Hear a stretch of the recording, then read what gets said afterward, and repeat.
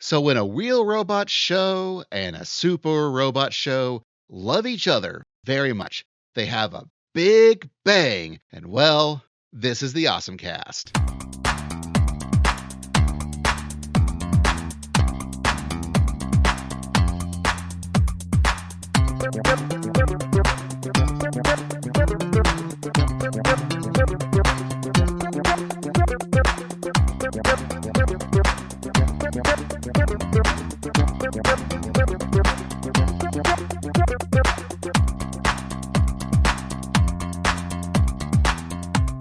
Hello and welcome to the OSMcast, your podcast for everything awesome. I'm Basil. I'm Kevin. I'm Umi. And that's us. Speaking of that's us, I was glad that this was sort of timing-wise, this was the episode that we're recording now, because just recently we passed the milestone of March 8th, because in March 8th of 2008, we recorded the first ever episode of the OSMcast. So we've now done this for 17 years, especially with Umi and myself. Yeah, it took me longer we were certainly friends, but it took me longer to get on as a voice. Yep. Yeah, I think Yep. I was there for day one. Yeah, I think. yeah. I was definitely Yeah. intended to be there day one. You were there. I'm pretty positive you were in episode 1.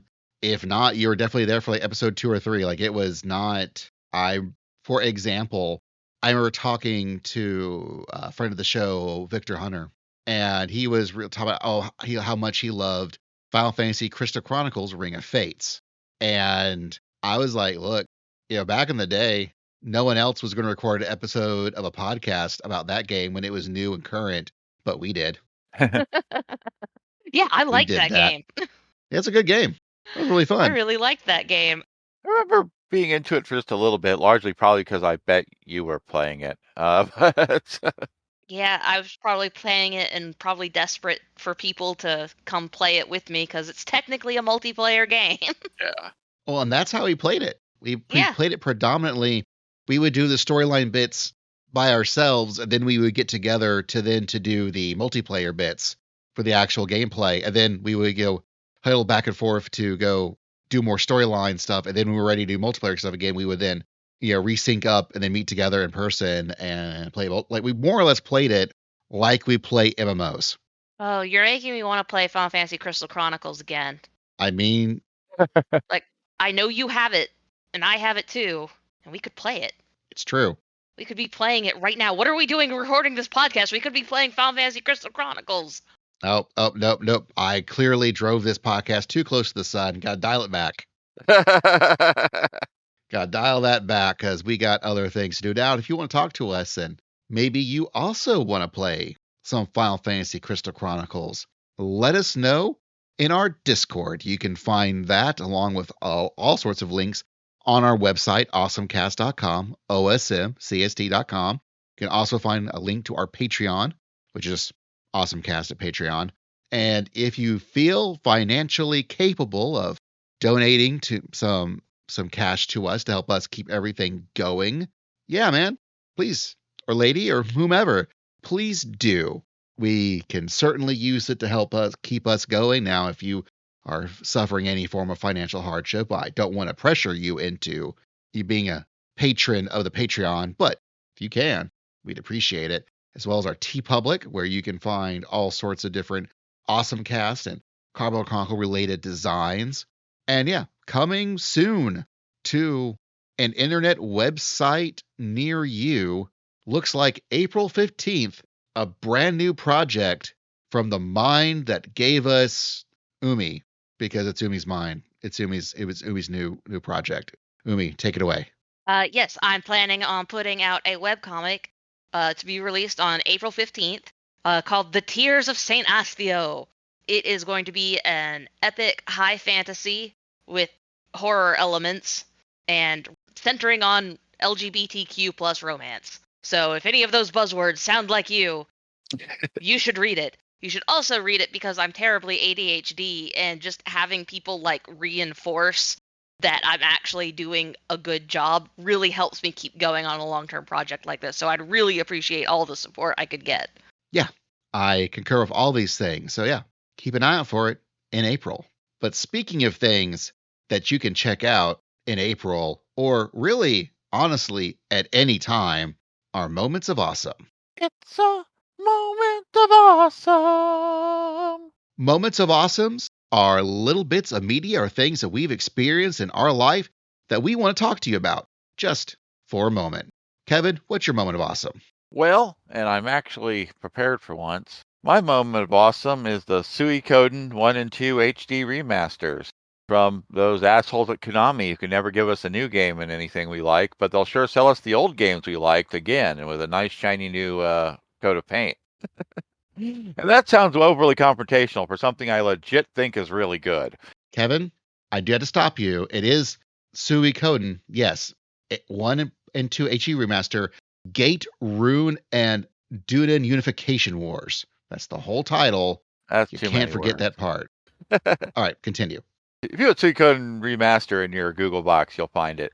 But it is really what it says on the box. It is Suikoden 1 and Suikoden 2 together in the same package. Both games are mostly the way you remember them, but just a little bit of tweaks. You know, the rough edges are smoothed out. It looks good in HD. Things load a little smoother. Things transition a little smoother. They threw in some nice little bells and whistles, auto battles, and mini maps in the city, and a text log, and an autosave. That autosave is important. And admittedly, I'm still in Suikoden, so I haven't gotten to Suikoden 2, which is legitimately one of my favorite RPGs of all time. But it is a really good way, especially for Suikoden 2, which if you want a real physical copy of that, those are like rarer than hen's teeth if you want the original. And honestly, legitimately has a few glitches in like every release, and I really hope those have been fixed. It is one of the best. Like Suikoden 1 is a really good RPG. Suikoden 2 is one of the best RPGs. And there was nothing really wrong with it to begin with. It was honestly some of the peak pixel animation I've ever seen in a video game, but now it's just a little bit nicer for your HD screens. It's a much easier way to get two games at once. I presume there's still save carryover between the two games. That's why I'm playing one first. And it's collect your 108 heroes and save the land, then do it again with a different 108 heroes with some just a little bit of overlap. It's a good time, and what is nice is that especially Suikoden 1 is a very breezy, like 20, maybe 25 hours if you take your time RPG. Like it moves by pretty fast, so it's a great way to get things started before you really dig into 2. 2 is an epic political tale of, that's got way more effort put into it than I think I'd seen in an RPG story before that point. When I first played it back in the day. Yeah, it's good stuff. Speaking of good stuff, Umi, what's your moment of awesome? Okay, my moment of awesome is a YouTube channel that I have discovered called Mugiwara No Goofy. What it more or less is it's this one guy. He is a one-man abridged fan parody thing. But in general, like the premise is that he's looking at the story of One Piece, and he goes through different story arcs at a time, and he's looking at it from the perspective of somebody who is not the main cast. So, for example, he does the Alabasta series from the perspective of Crocodile, and how absolutely ridiculous that whole series of events is from Crocodile's perspective. In my opinion, the best one is the Dressrosa saga, where he does that from, what's the guy's name? Basil, you remember One Piece. What's the Dressrosa guy's name? Just Rose. I don't remember his name. There's so much One Piece. There's so much. Are they literally at a cast of hundreds at this point? Don Flamingo, that's the guy's name. Oh, yeah. They probably rival Legend of Galactic Heroes for named characters at this point. But in all of them, he just refers to Luffy as the crackhead. Like, Luffy is referred to as the crackhead. Zoro is referred to as this former samurai-looking dude. And Sanji is the pervert. Usopp, his name has evolved over time. Originally, it was just Usopp, then it became this long-nosed guy, and now it is Pinocchio Jesus. And it's just really funny, and I've been really enjoying his show. So he also does like a couple of other things. Like the main focus is on One Piece, but he's also branched out and abridged a couple of other series from the perspective of not the main character. It's not necessarily always the main villain. It often ends up that it's really hilarious when you look at it from the perspective of the villain. And that, as my moment of awesome, is how funny that guy has been. Okay. And speaking of comics that you can read in a Shonen Jump, I've been recently reading Star of Beethoven, which is a brand new manga that just started. There's only like 5 or 6 chapters by the point that you might be listening to this, if you're listening to it as it comes out. And it's by Morihiro Hayashi, and it feels very much like this could be a great manga that is not going to get the love it deserves. And so it might get a volume and then it's going to die on the vine, which is going to suck. But while they're going, I'm going to enjoy it. And the whole idea is there's this kid and he plays piano real good until a point where he stopped playing piano real good and now he no longer plays piano. Well, also, there's Beethoven. And I do mean Beethoven. He died and now he's back feeling A-okay. He's in Japan now, modern day. He just got your boy Kongming reverse isekai from death into the real world. Is it reverse isekai when it's historical Austria? Man, I don't know, but all I know is that they draw this guy like he's Ganondorf in Smash Brothers. That's a choice. Like he is this giant hulking brute of an ogre of a man who is just loud and brash and talking in German everywhere, except for when he talks in Japanese just fine. Don't worry about it. And so this kid's like, I can't play piano more. And he's like, what are you talking about? Stop that. I'm Beethoven. Let's go. That sounds like Beethoven to me. Yeah, and it's just puts more Deutsch into it. It's great. It's very fun where everyone's like, it's almost got like a little bit of gag, except the gag is Beethoven's there. A pretty good gag. Like if your boy Kong Ming has taught you anything, it's that having just a random historical figure just also there and hanging out is a pretty good gag. It's a fun time. I am heartily recommending it. Again, you can read it in the Shonen Jump app, and I hope it gets love. I hope I could easily see it falling by the wayside. There are a couple of other ones, like Shonen Jump recently just started introducing a few new titles into the catalog, into the repertoire. And I might cover some of those other ones in future podcasts, but Star of Beethoven's the one I'm most worried is going to disappear, and I feel it is one that it should not be slept on. But speaking of things that should not be slept on, we're going to show that I did initially sleep on it, and I regret it, only I don't because now I've watched it, and it rules.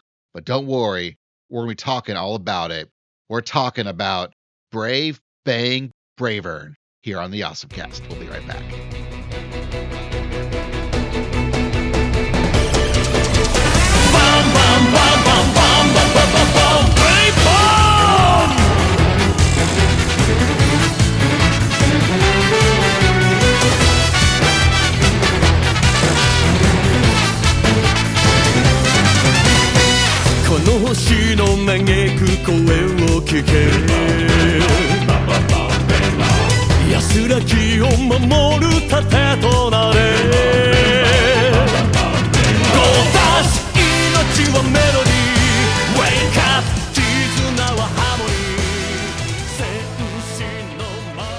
And we're back. We are talking about an anime that came out last year in the year of our Lord, 2024. Went from January 11th to March 28th. It's called Brave Bang Bravern. It was directed by one Masami Obari. Kevin, who is that? Well, he is honestly quite the prolific. Well, He's done a lot of things in anime, in fact. I was going to say a prolific director, but he's also an animation director. He's been a mechanical designer. He's been a character designer. He's storyboards. He's often the guy you get to just make your giant robots look cool in whatever show you're working on. But he got his start with good old Dan Cougar, I believe, and right around the same. But there was a lot of stuff right around the same time. It's like Ixer One. He allegedly was the key animator for Maddox 01, but he's uncredited for it. Yeah, and he has just worked on, everything. He's done a lot of mecha shows, but he's also done more conventional action anime. He did the Fatal Fury anime. He's even done some hentai. He took a little hiatus to make 3 or 4 hentai anime that were way higher quality than they deserve to be before coming back to mainstream anime.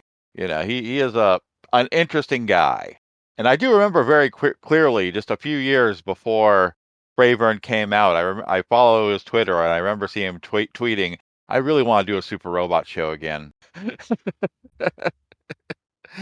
And so I imagine that was the day he just said, "I want to do Bravern," given that it takes a few years to usually get a show totally off the ground.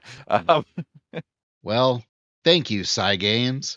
All the money you make from all your gacha games, you poured money into making this, and we appreciate it.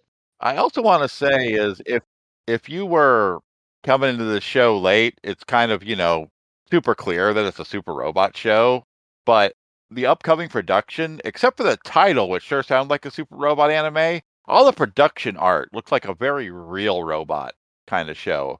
They only were showing like the military mecha that are very, maybe not the real world looking robots, but definitely grounded in reality more than many anime robots. And it's like they didn't let the giant red and white cat out of the bag until the first episode aired. Another thing I found interesting looking into this show being made was that it was written by this person named Keigo Koyanagi. And at first, I was confused. I thought there were 2 of them because there's one that works on anime stuff, and there's this other one that has worked on a lot of Ultraman stuff. Well, it's the same person. Yeah, the problem being that, Anime News Network doesn't tell you about tokusatsu shows, and the Ultraman wiki doesn't care what anime you've worked on. And there's no general wiki to realize it's all the same person. I realized it when I looked at his Twitter and only wait, that's the anime they said he's working on Anime News Network, but he's posting a whole lot of Ultraman. Oh, I see. And watching this show, it makes a whole lot of sense that this is the writer of this show, the series composition person behind the show has been behind more than a few Ultramen. Yeah. Like, I watched Ultraman Blazer that he worked on. If you liked Bravern, you might enjoy Ultraman Blazer. They're not exactly the same sort of shows, but they've got some similar vibes. So I guess we should now mention what this show is. And this show, it starts off being a real robot show. It takes place in Hawaii. You got the Japanese and the United States working on a co-mission between the 2 nations, taking out another nation, all fighting each other with these giant robots. And it's very militaristic and very, well, no anime about giant robots is realistic, but they're trying to strike that chord as close as they can get without just being Votoms. They're trying to be Top Gun. Yeah. There's sort of a hyper realism. It's not that it's realistic, but they're going out of their way to include elements you'd see in real military vehicles. You have your little heads-up displays, your gauges, your switches. It's mechanical porn. Yeah. I think mechanical porn is about right. I also want to go back to my Top Gun analogy here, is that it is just as realistic as Top Gun, which is, it's more or less realistic, but if you're actually into those things, you know very much where it is not, but it's dumbed down enough that a layman can understand it as being very realistic. Does that make sense? I once watched an internet reviewer refer to a movie as wishing it could be half as gay and half as awesome as Top Gun, but I feel like you need to reverse that for Braveburn. Top Gun wishes it was half as gay and half as awesome as Braveburn. We are setting out with that kind of setting where it's like real world military factions, the joint Yeah. military units of Japan Defense Force and America's all-encompassing world army.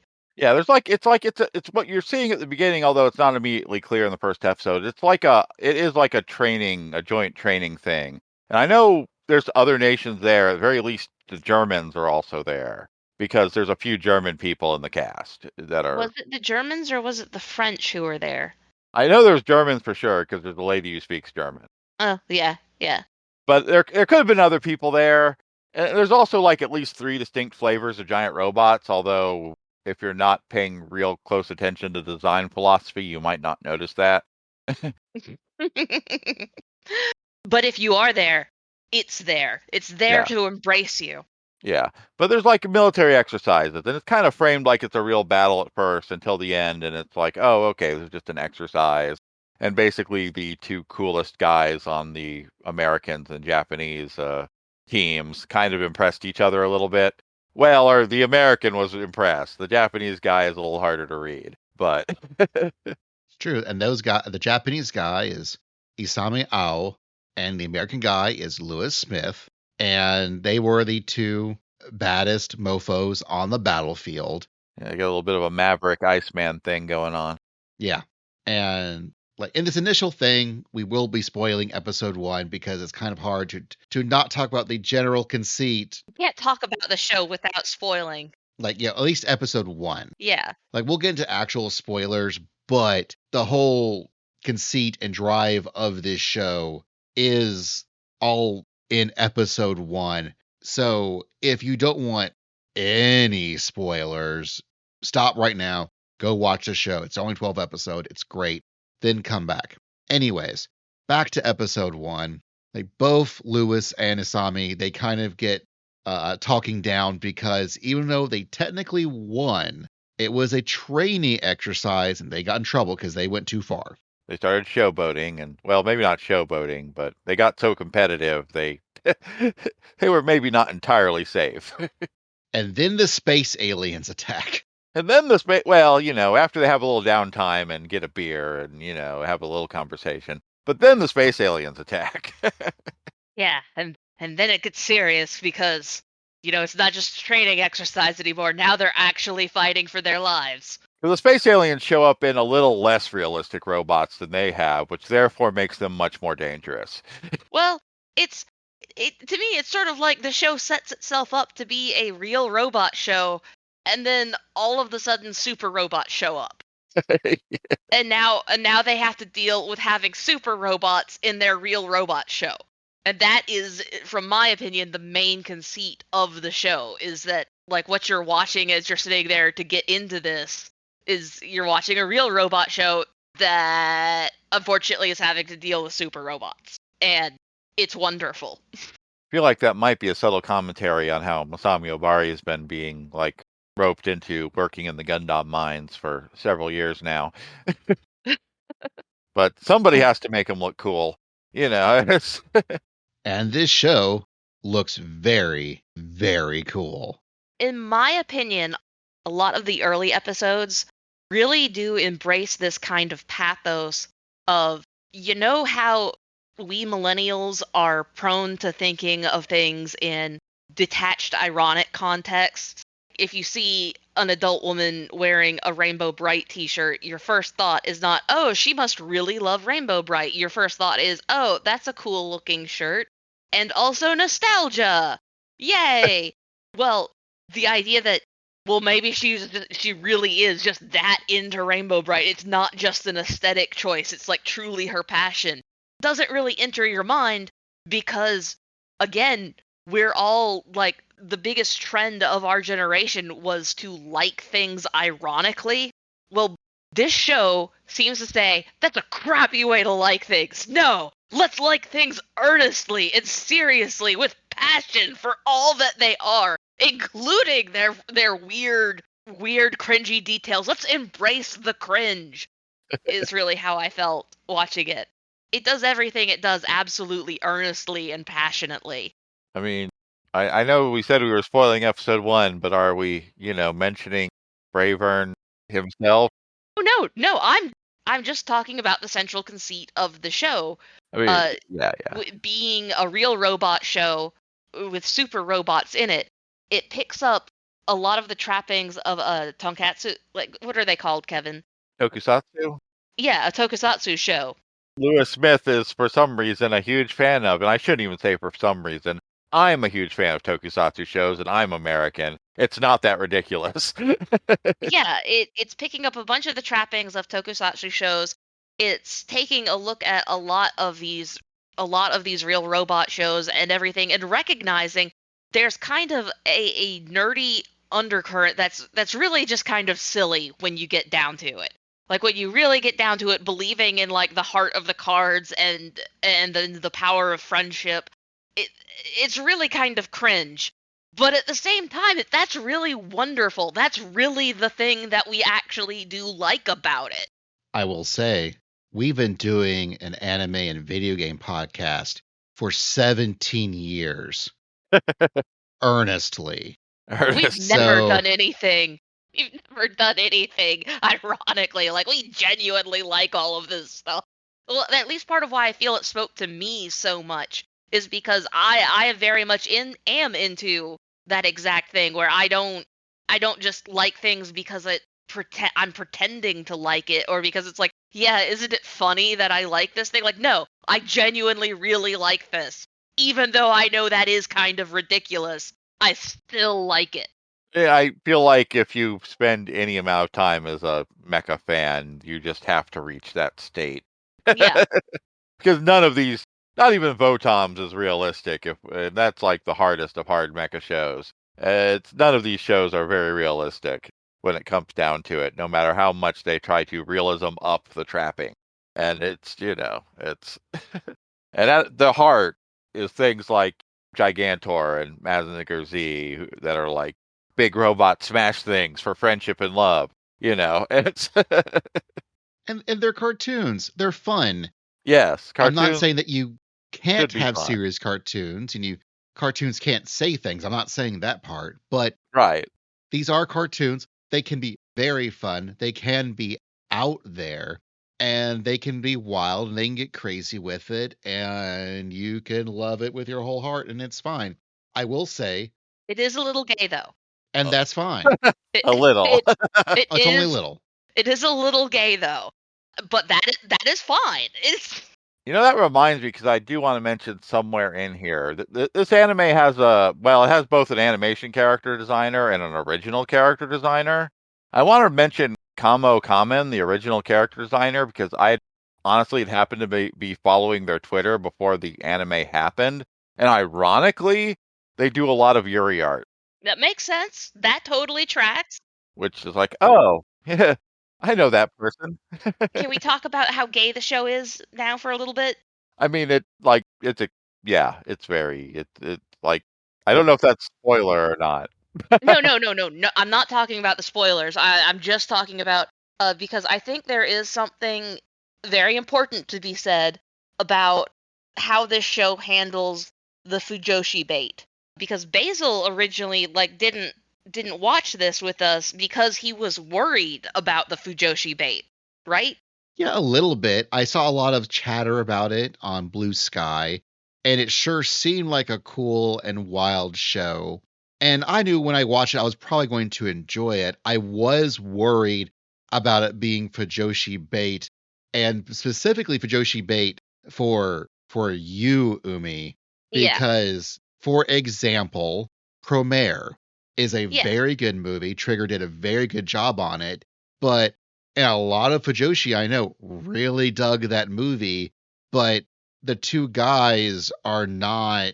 I'm not going to say there aren't a couple, but it's very much you could argue either way. I feel like if you're a fan of both boys love and girls love as, a thing in your anime or manga, there's some level to which you get used to not getting a proper payoff, and you just got to go, well, They never contradicted it. That's good enough for me. Although, admittedly, that gets tiring sometimes. Yeah. And I'm at the point where I'm tired with it. I don't want to watch straight people. I am so tired of straight people doing their thing. Like, I know everybody, like gay or straight, everybody hates it when a romance is shoehorned into their show when there doesn't need to be a romance, and the show would have been just fine without it. But if there is going to be a romance, I super do not care about straight people. I don't want to watch straight people. I want to watch gay dudes. And I am specifically, sometimes I feel like if I was satisfied with lesbians, I would be happier because it seems like there is more lesbian relationships in media, but I think we're getting about like 4 Yuri anime this year for sure that are definitely not bait. yeah, whereas the boy love anime that we tend to get, it either tends to be that is the sole focus of the show, or it's not there at all. Yeah. Or it's just like kind of sort of implied. And so one of the things that like the recent Robotech not Robotech, Go Lion, what was it called, Kevin? Oh, Voltron. Yeah. Yeah, Yeah, the DreamWorks Voltron. Voltron and Promare made me really, really mad because people were sitting there telling me, the fan base before I got in to watch it was telling me, oh yeah, these shows are just so gay. Like you could so tell that these characters are together. But then when I'm watching it and I'm expecting these characters to get together or something to happen that these characters are for sure going to get together, there's nothing. It's not there. It was just fandom shipping lying to me to try to get me into it. And so I'm upset that my representation isn't present. And I'm so upset by it that I can't enjoy the thing. Like, I know Premiere is a really good mecha movie, but I can't watch it. I just get frustrated when I'm watching it because so many people promised me that it was a real depiction of a homosexual relationship, and it's just not. That's just not in there. If you want to read into it, sure, I guess you can do that. But Admittedly, I kind of read it that way and enjoyed it when I watched it. it's not in.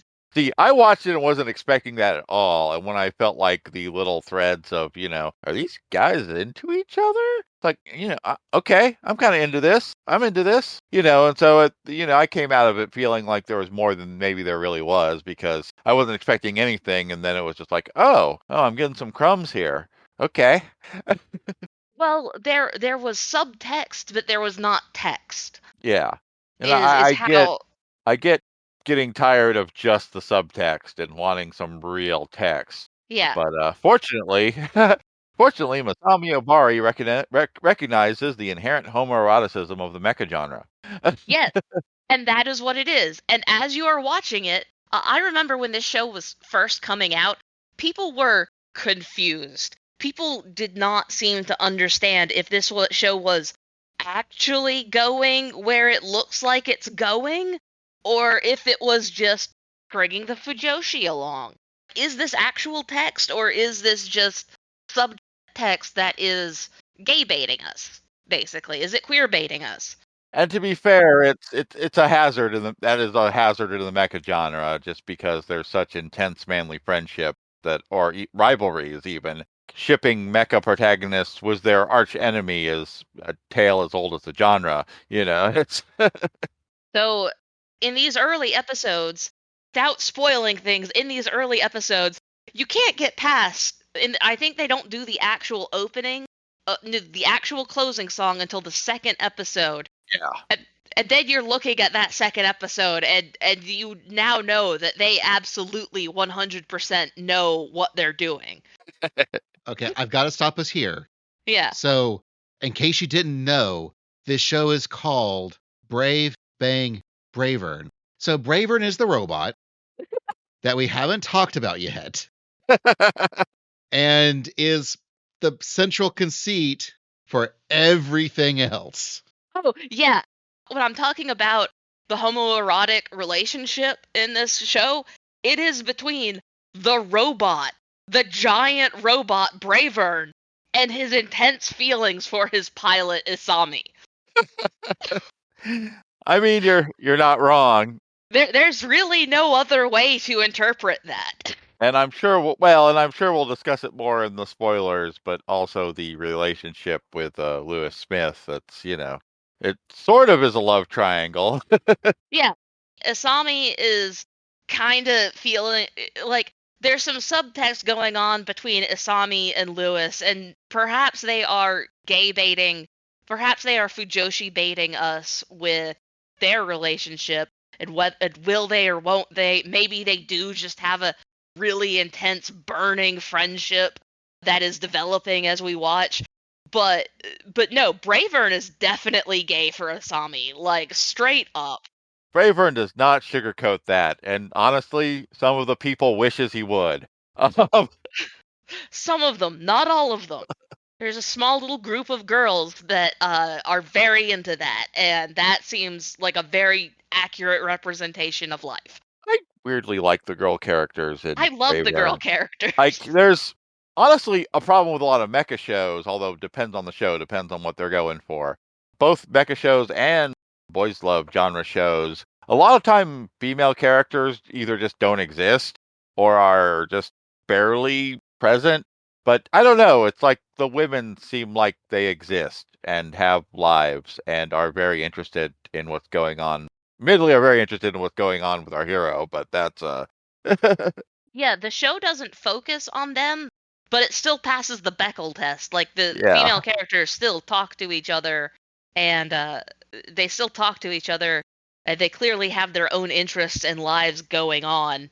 That's not necessarily about the main dudes that the story is focusing on. I mean, like, and I honestly, once again, if we're talking about crumbs and subtext, I very much ship the two girls they kind of pick up in Japan solely because the character designer drew a picture of them together.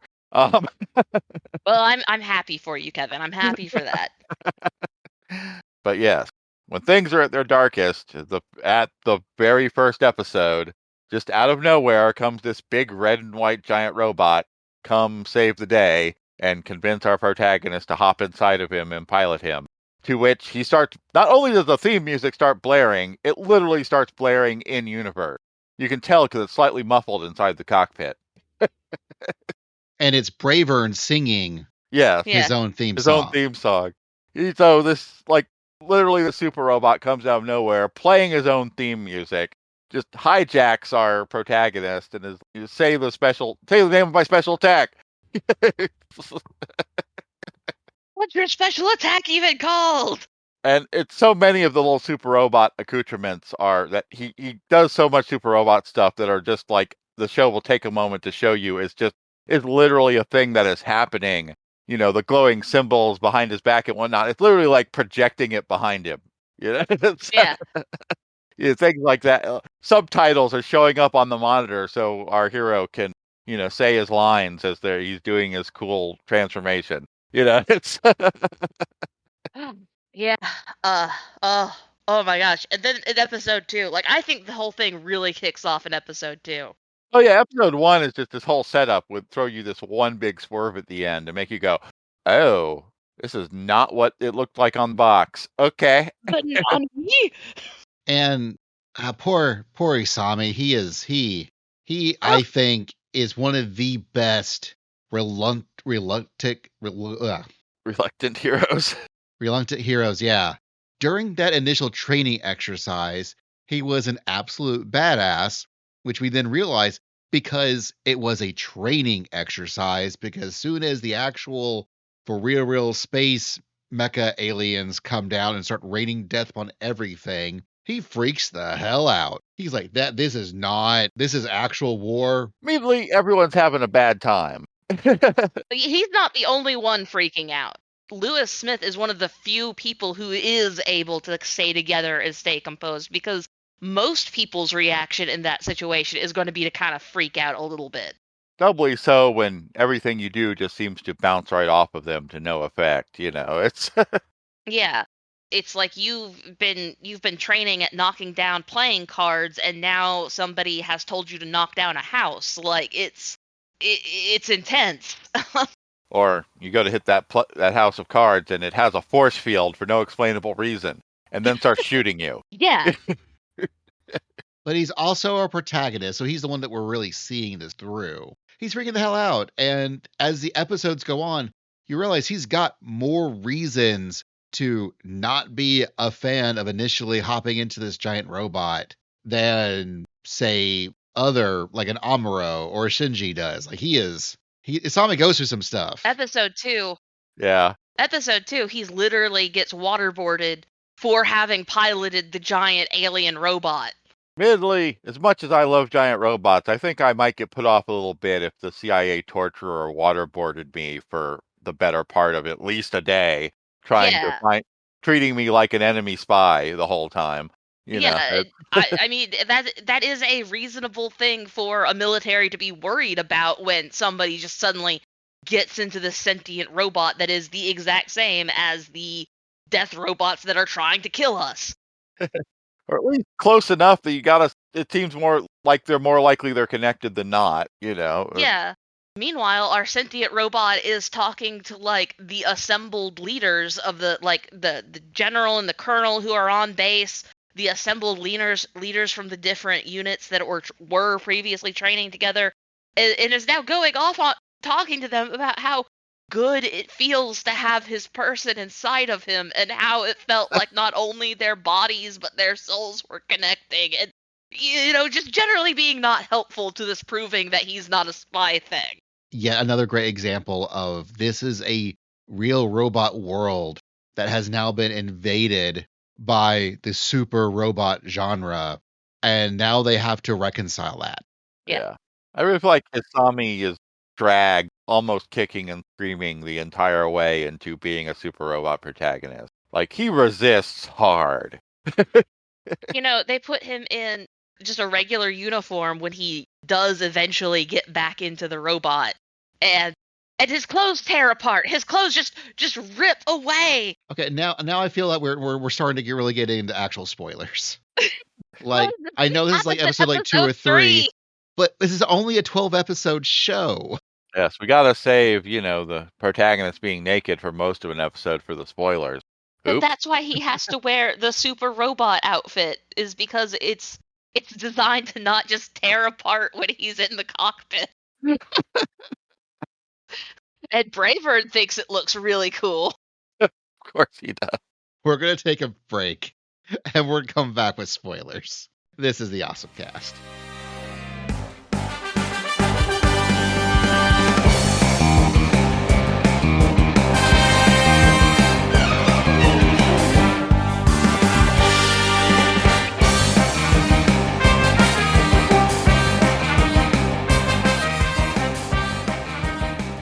We are back.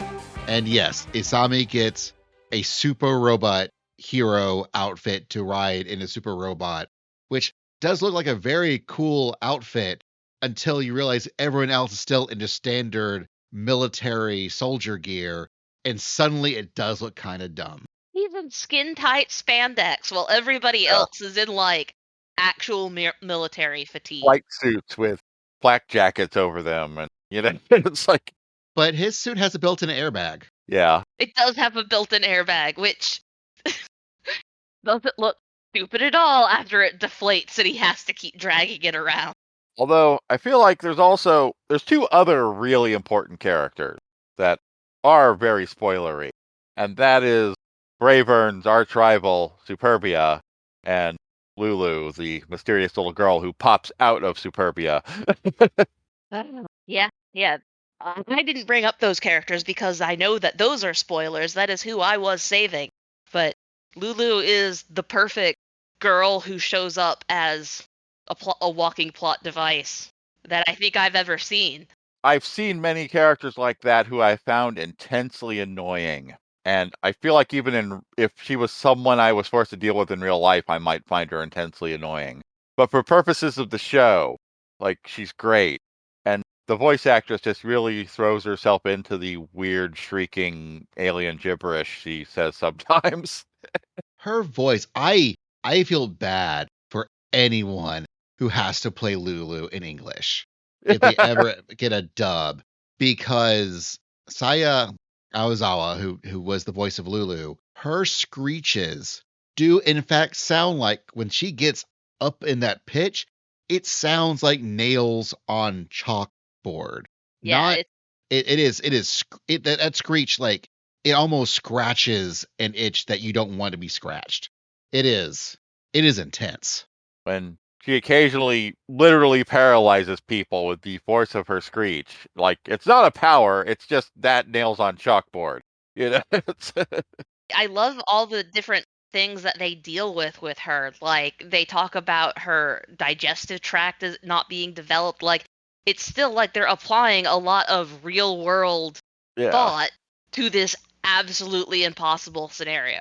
It's like, it's like, very early in the show, they encounter Superbia, who's got arch rival giant robot written all over him. And it's in the fight, this little pod gets ejected from him. And that's where Lulu comes out of. And what you find out much later is this is what the aliens kind of use for a power source. Are weird. I'm not sure if they all look the same, but they're all Lulus, so I'm imagining that they're all like clones. But they're not supposed to get up and talk. I don't know that they're clones. I think it was more implied that they're just people farms.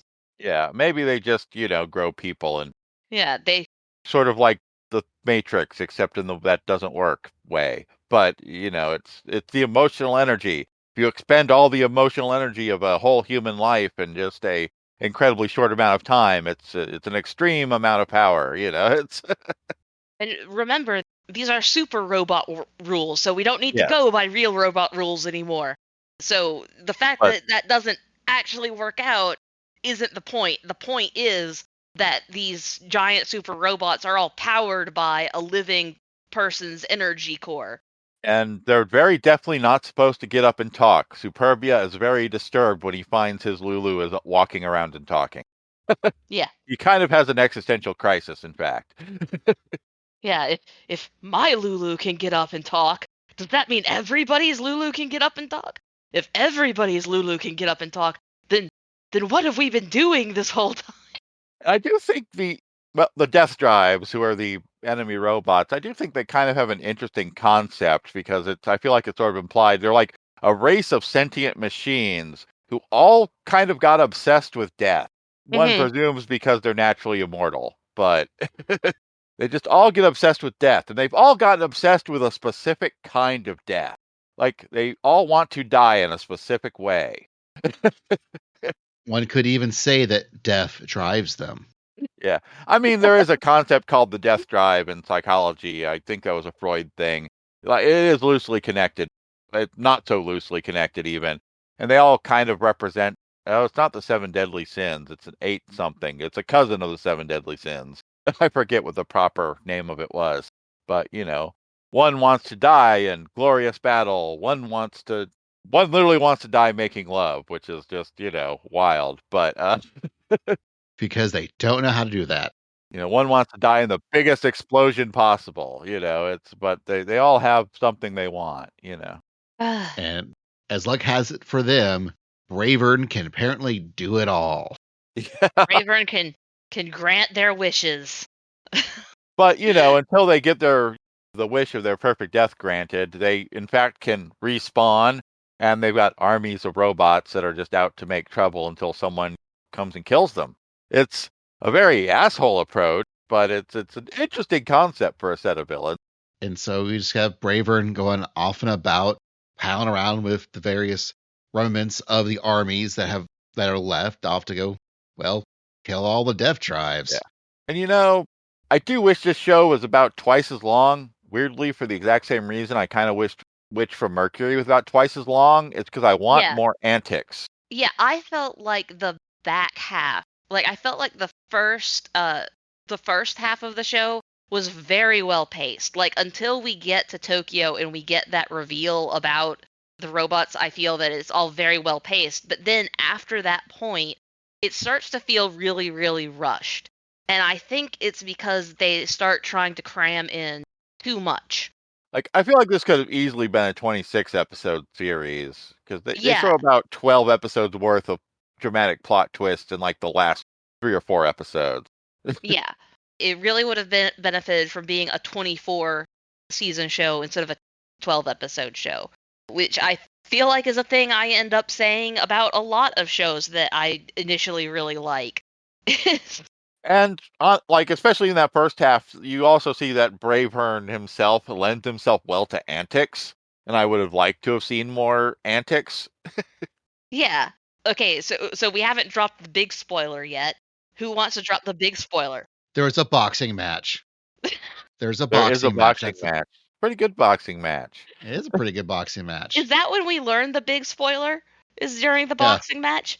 I guess it depends on how observant you are, because frankly, on a rewatch, I'm like, how did I not pick up on this the first time? I did. I know how I did not pick up on it, but Basil picked up on it. I didn't pick up on it because they have different voice actors. Yes, which we still haven't even said out loud that it's Yeah. like, the big reveal, the big, huge reveal of the show is that Smith is Bravern due to time travel shenanigans. If they had had the same voice actor, I think I would have figured it out around about the boxing episode. But I think around about the boxing episode, I went and looked it up and saw, oh no, they have different voice actors. And you know what's funny is they the Bravern's voice actor was watching Smith's voice actor doing his recording, and like Smith's voice actor was like, "Why is he here?" And it's like they wouldn't tell me. They didn't tell me for like several episodes why he was listening to me talk. And their voices sound just similar enough that, especially once you put in a little bit of the robo voice modulation onto Bravern, I almost could have seen them being voice acted by the same guy. And what got me was, it was during the boxing episode where I looked at it and we went, it's really nice that Bravern is willing to let Lewis Smith go on a boxing date with Isami Owl. Like, it's really nice that he's letting them be together for a little bit, because Bravern is not human. And in my back of my brain, I did have thought of, unless he is Bravern. Watching it for a second time, a lot of how they speak is very similar. Yeah, I noticed that too on the second rewatch. It's also not just that Smith peppers is Japanese with a lot of English words, and so does Bravern, but they use a few of the same words. But there's also the scene, like, Bravern has his little Bravern man cave that he's got, like, his 3D printer and set up, and he's, like, printed himself off some, like, robot models and figures of, like, heroes, and it's, like, some of them are some of the same ones that Smith likes. That wasn't even what got me. Is like, Smith literally walks into the room to talk to Bravern, and on the back wall, behind Smith, there's, like, a mural of Bravern that apparently he's painted on his own wall with his arms folded.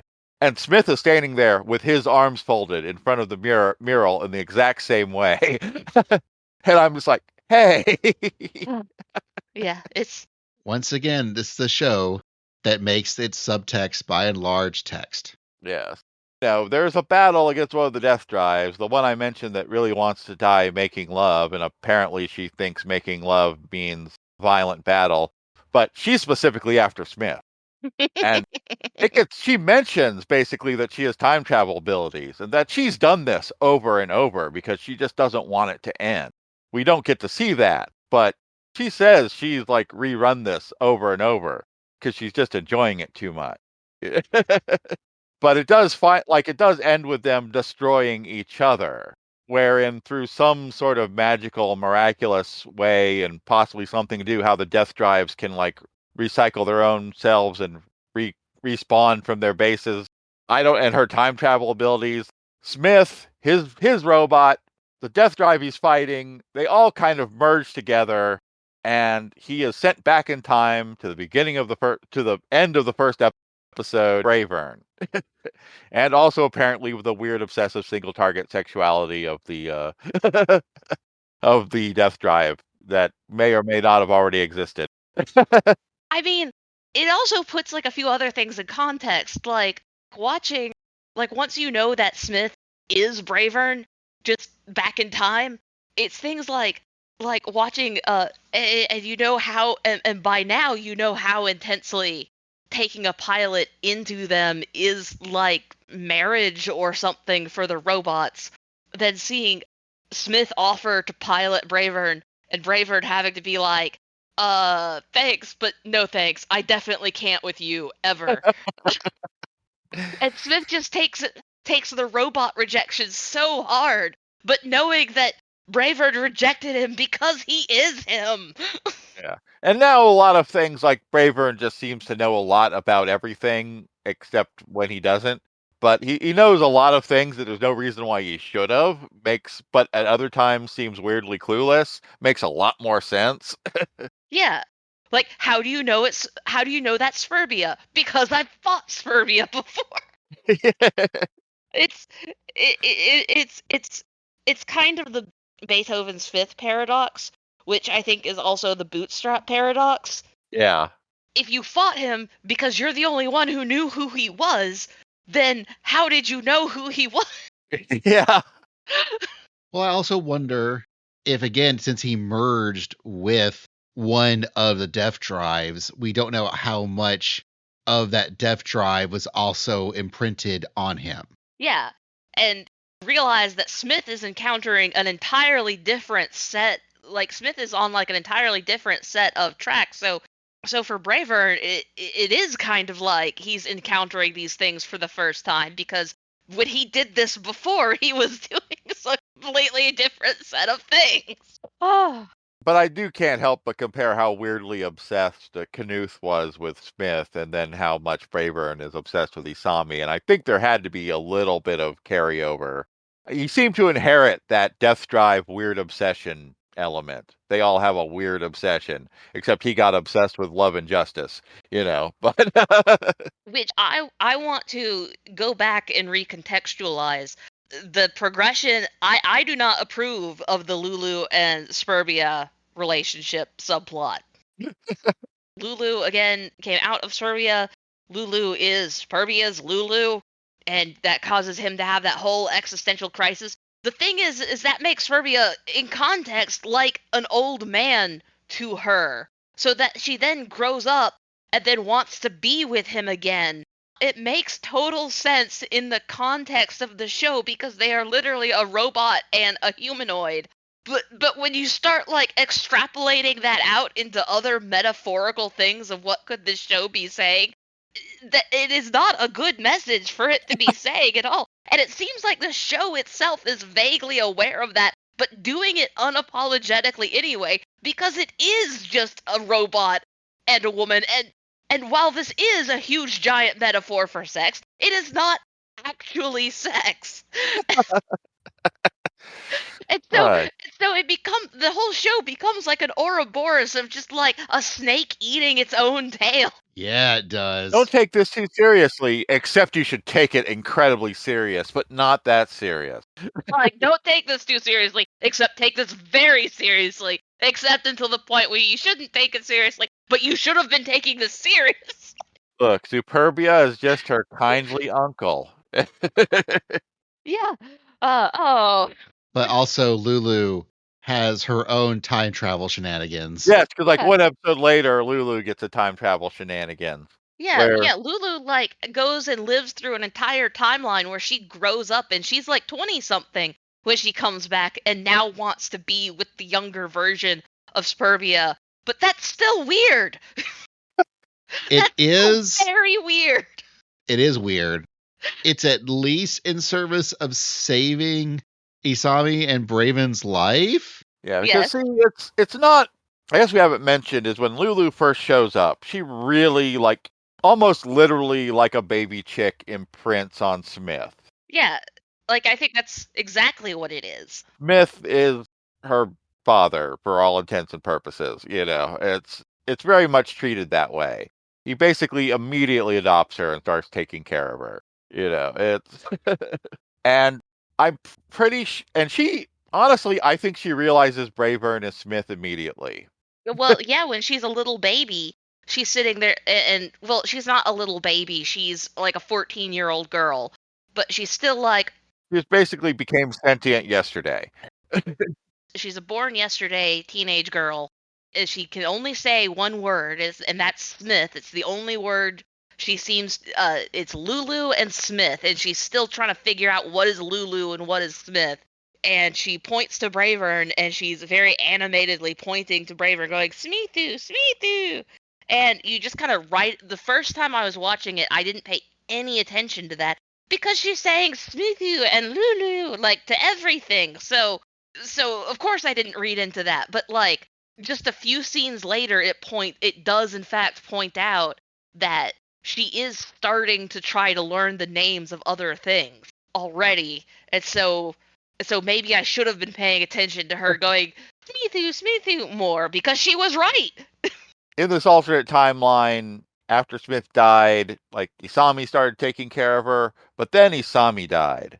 But he died taking out the bad guys. So it's not the worst possible future, but she Yeah. really wanted to, like, save him because she thought he died needlessly. Lewis and Isami are her two dads.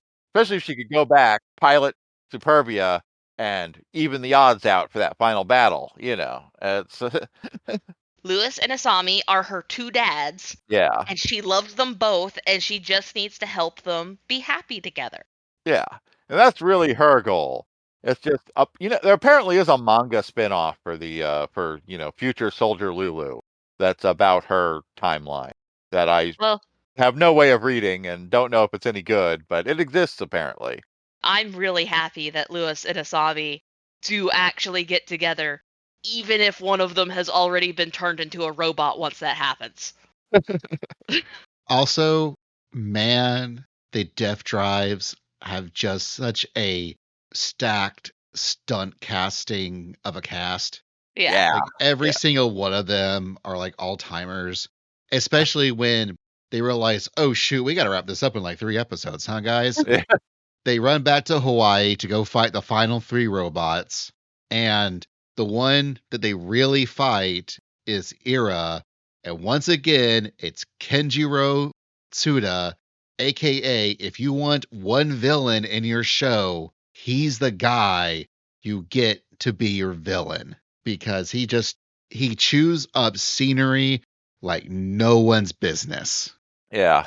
They're all kind of names though. It's true.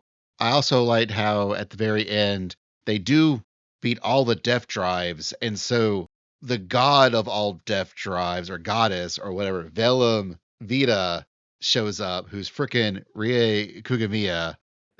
And I actually really love she just starts talking and she barely gets a few lines in before Bravern blasts her in the face, just on principle. Then she keeps trying to have a conversation. also, after Braven sort of dies, and it's just Isami and Lulu, and they're stuck with all of this happening with Ira, that Isami's like, all right, nah, F this, I'm done. I thought I could do this. I can't. Y'all, I can't. What are we doing here? Bravern's dead. I can't. And then somehow he's like, you know what? Screw it. All right, let's do this. Whatever. I don't care anymore. I'm Isami. I guess I'm a hero now. All right. And then single-handedly turns Bang Bravern into, like, he goes full on freaking gold. Yeah. Like, he gets all gold light tannin up in here and just starts wrecking stuff left and right, and it's I mean, I know the show already has Brave in the title, but that's kind of the moment where it gets the most like a Brave series, which, despite having Brave in the title, it technically isn't. But that's where it gets kind of, Gao Geiger like, or yeah. I felt like in these last couple of episodes here, in addition to what I said before of the last 3 episodes should have been the back half of the second season, with each season being 12 episodes for a 24 episode series. Yeah. Gosh, it could have been all 12. The last 3 episodes could have been all 12 episodes, because when I was watching it, there was a lot of stuff that happened in there that I felt I was having a really hard time following the logic of it. And again, the show was kind of like, we don't need any of that logic nonsense. And so I would throw out the logic nonsense, and then it would go, oh, but in order to understand what's happening, you should have been paying attention and using just your simple, basic ability to logic and reason things out to figure out that we were going to make this big next step. And I go, oh, okay, so I should be applying some sort of internal logic to this show. And the show goes, yes, you should. Except now you should ignore that. Whereas I felt the show made perfect sense the entire way through. It all tracked. It does start throwing a lot at you, though. I thought, like, in my rewatching, I didn't make it to the last episode, so I can't tell you if after watching it a second time, if it makes more or less sense, but I do remember watching it through that first time and thinking that a lot of the show's own internal logic was starting to break down in those last couple of episodes. And I wished it hadn't, because it had stayed so good up until that point. But it was also really, really cool and awesome at that point. And hey, in the end, very end, Lulu gets both her dads back. It's all right. And one presumes we don't need cool super robots anymore until, I guess, the sequel. There probably will never be one, but we can hope. I've seen worse shows get a sequel. All right, let's take a break because we got questions from listeners like you. This is the OSMcast.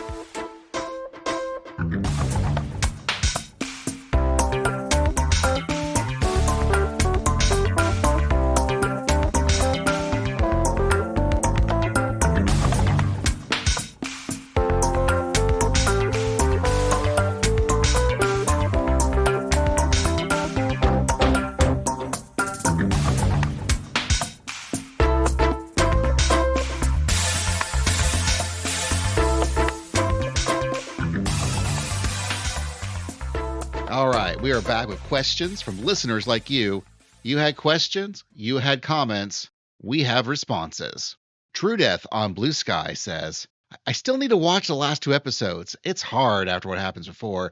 You're not wrong, and I hope you sure watch them before you listen to this episode. Just stick with it. Stick with it. It is worth it.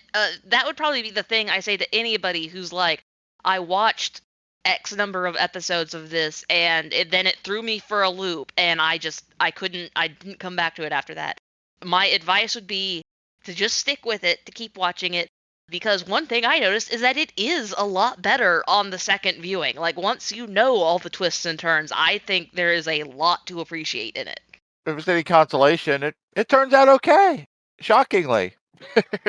Elvis on Blue Sky, Cyber Elvis, in fact, asks, outside of the obvious, how do you think this anime stacks up against other mecha series? Ooh. I have a hard time answering against other mecha series, but the anime, one of the things we didn't talk about, the anime that most people seem to want to compare it to, especially when they're talking to us because they know how much we love this other show, is they want to compare it to Samurai Flamenco.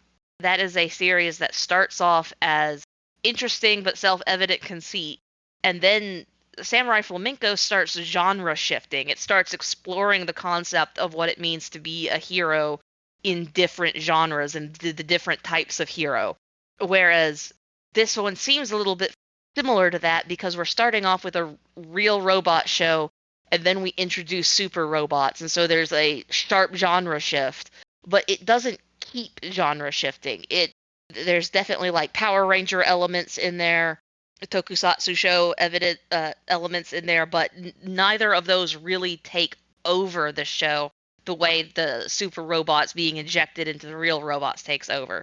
It ends up not being very much like Samurai Flamenco. Samurai Flamenco is definitely a wilder show. It definitely goes off its tracks way further, way harder than this show goes off its tracks, which means that the next show that I would directly compare it to would be Star Driver, weirdly enough. That's interesting. It's maybe not the wildest comparison. Well, I think it's because Star Driver kind of acts like it's got something really serious and deep to say. And I guess it kind of does, but at a certain point it does eventually throw everything out for the rule of cool. And that's kind of what I feel like this show does. And I think Star Driver is the length that this show should have been. Well, Masami Obari has a lot of characteristic touches which almost by contagion have become characteristic touches across the mecha genre, just because he's worked on so many series and so many people worked with him and carried that on to their own shows later. I don't know, it's probably not even remotely towards the top of my favorite mecha show, but that's not a knock against it. I've just seen a lot of mecha shows. This show's really fun. I feel this show has more of something to say than Star Driver did, but in case of both those shows, the vibes, as the kids say, are immaculate. Yeah. I had a real fun time watching it. I had a real fun time rewatching it. I do love weird little things like the theme song is very definitely actually playing in universe. That's not the only time I've seen that happen weirdly, but it's kind of I'd have two nickels kind of scenario. It's not something you see often. Or he has a cool splash background when he appears. Yeah. And it's because he's projecting that splash background immediately behind him so it looks correct in frame. Right. Like the show's just got some really good gags. If you look at Masami Obari's Twitter, a lot of what seems to come up most often is Dan Cougar, because it was literally his first design a robot gig. Fatal Fury was one of his early direct thing where he got to do almost everything, directing, character design, all that. And then Bravern, because I think he just really wanted to do more super robot stuff. And I feel like he loves doing the super robot stuff, and that comes through. All right. Yorino Miran on Blue Sky asks or says, Isami, Superbia being voiced by Tomokazu Seki, and how it's commented about his voice sounds hot. Tommy! He is not. I don't know if that's a mistype or an actual error, but he's not voiced by Tomokazu Seki. He's voiced by Tomokazu Sugita, who is another very prolific voice actor. There just happens to be two Alzheimer's who have the name Tomokazu. They're both two voice actors I really like. Tomokazu Seki is admittedly one of my favorite male anime voice actors. So I read that. I'm like, that's not Superbia. Then I double checked. And no, that's not Superbia. It's Tomokazu Sugita as Superbia, who is a prolific voice actor.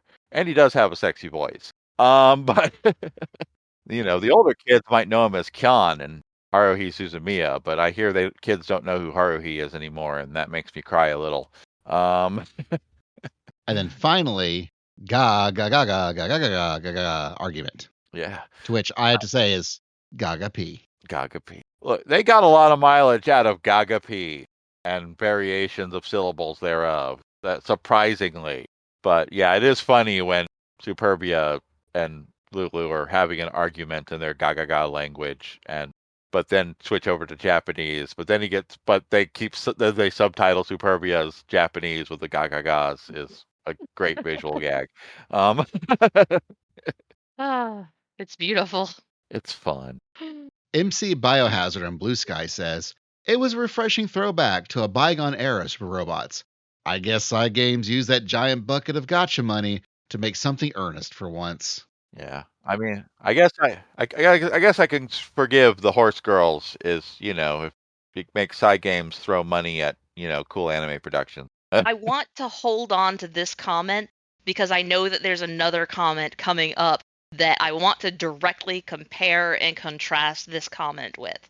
All right, well, we'll get these next few ones pretty quickly so we can get to it. Nico on our Discord said, I should probably watch Better Questions. Yes, probably. Yeah, watch those Better Questions.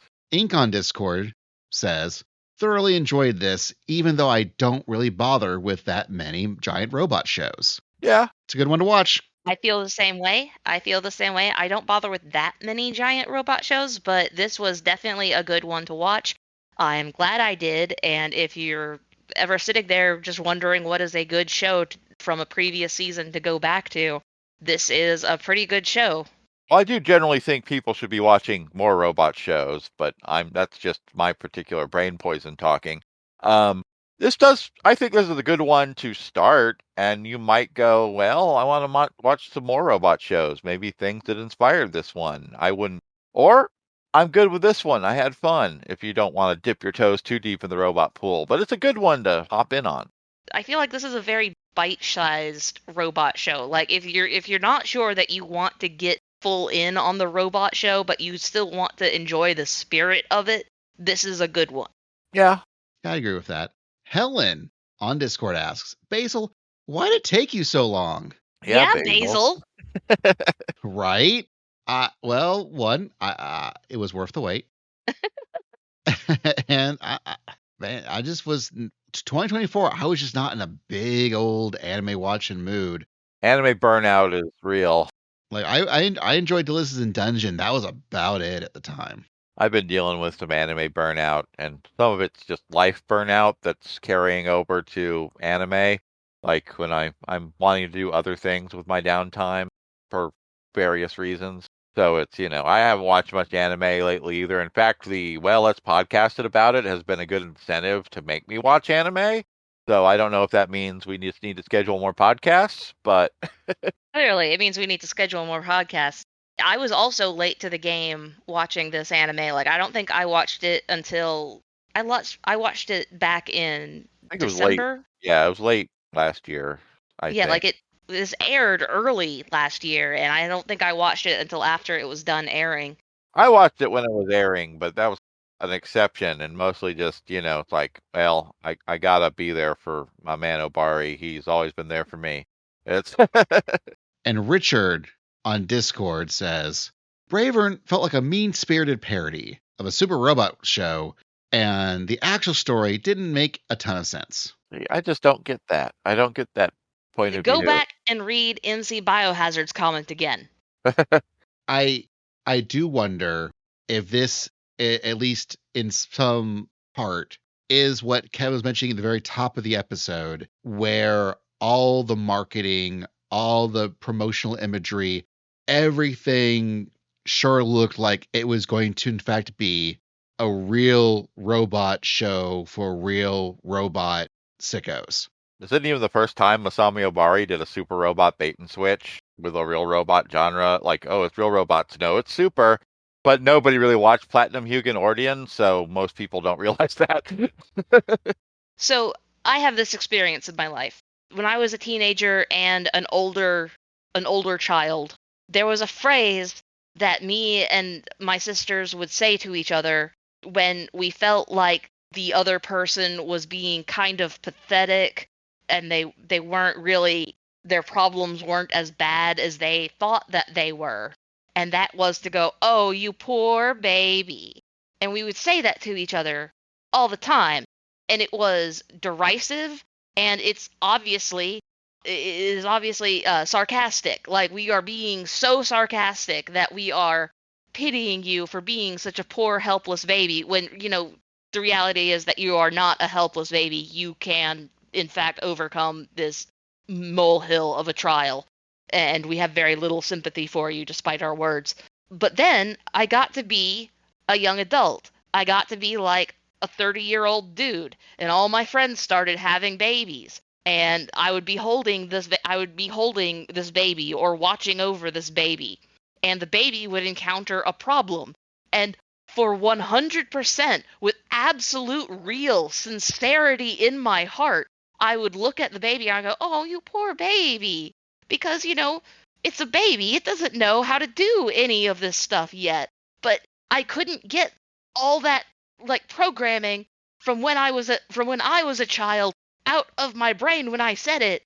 And so I would have to be like, no, I don't mean that in like a sarcastic way. I mean that in a very, very genuine way.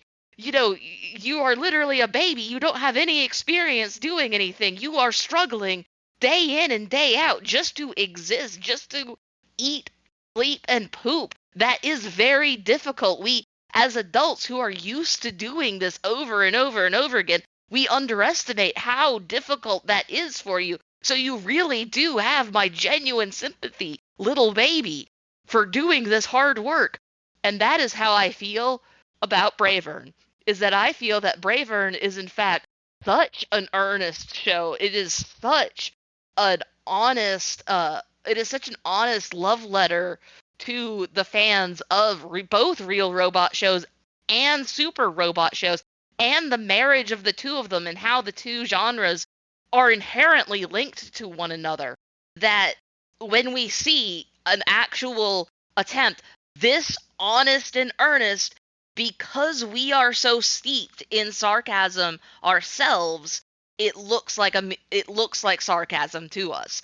So, Richard, I love you, but you need to look at yourself as you say that this is a mean-spirited parody. It is not. They in fact meant this exactly as they presented it. And I weirdly, yeah, I feel like the story does make sense. I'm, you may not be into stories that involve time loops and time travel, and I could understand that. But that's, it makes sense. It's weird, but it makes sense. And aside from Gundam, I don't know how often we actually get. Well, I guess I don't know how much often we get giant robot shows just in general, especially shows of this caliber. But Yeah. How often do we especially actually get giant robot shows that aren't afraid to embrace all the things about them that are cringe? Yeah, I mean, it is like it's an earnest super robot show for everything else, even if it pokes fun at the concepts a little bit. It's just like by virtue of it's a super robot in a real robot world, but it's still a super robot. I guess it's more of I understand the feeling of, oh boy, I'm getting this thing. Wait, no, it's actually this other thing. Yeah. Like maybe you were really into apples and you bought this apple and it turns out it was an orange. It's a Or it turned great out it was orange. a pear. Yeah. More likely, it turned out it was a pear, and pears are great, but they are also not apples. Like I can absolutely get it not being a show for you for many reasons. Well, I don't even know if it's a case of if it was just a super robot show, Richard could have been very much on board. I really do wonder if just the bait and switch was he was really looking forward to that bait, and that switch got him real good. I don't think it's a mean-spirited parody. I'm actually I'm 100% on board with Umi on that. I also understand if someone was really on board with what Bravern was initially showing, and it's not that, even though it is that, but it's not that. It's Bravern is its own thing, which brings us to Awesomes Out of Awesome and final thoughts.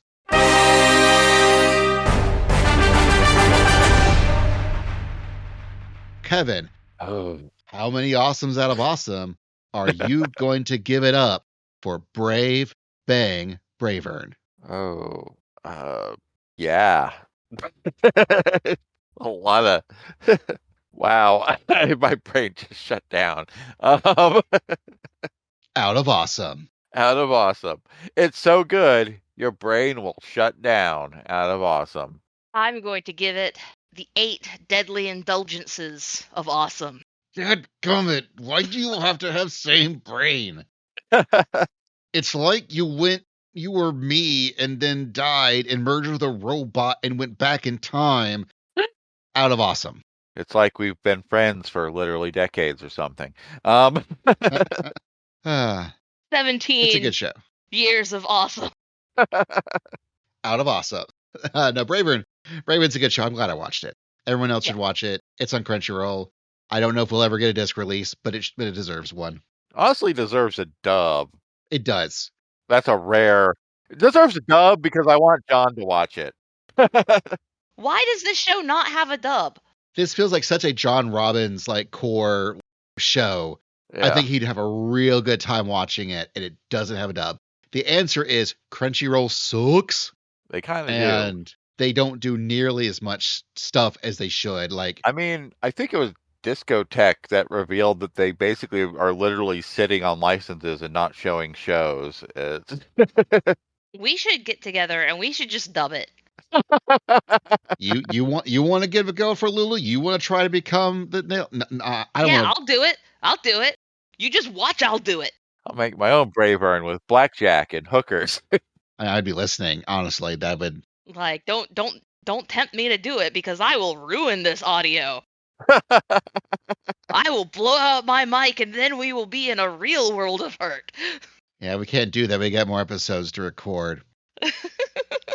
because this has been the OSMcast, your podcast for everything awesome.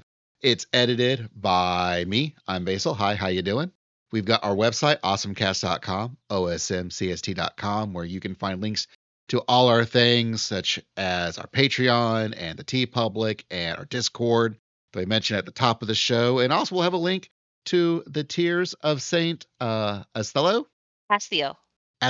See, that's why I was like, I ended that with a question because I was like, I'm going to say this name wrong. And I did.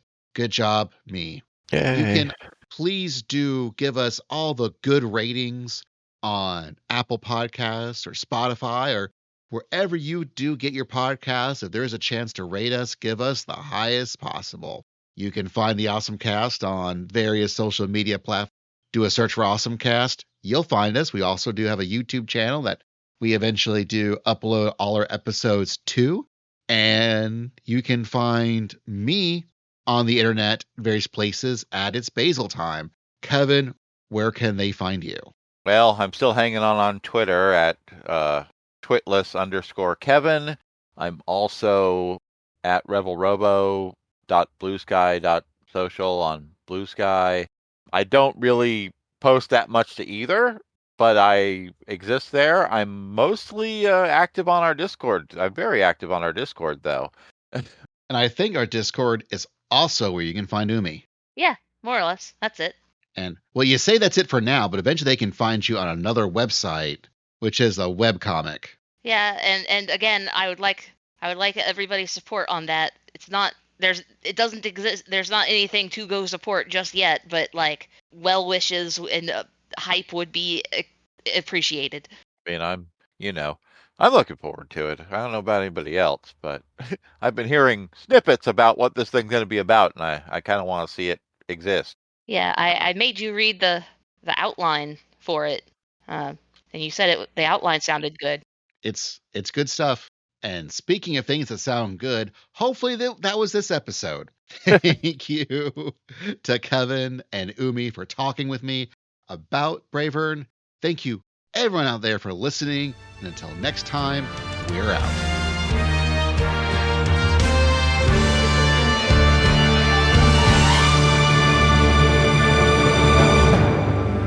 Tatagau koto wa tokeau koto daro. Tada mitsumeru you ni moetachi nagara.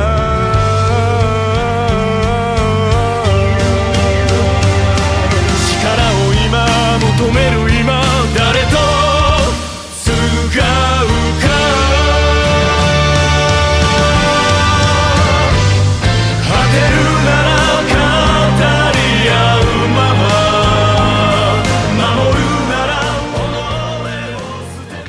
We got us.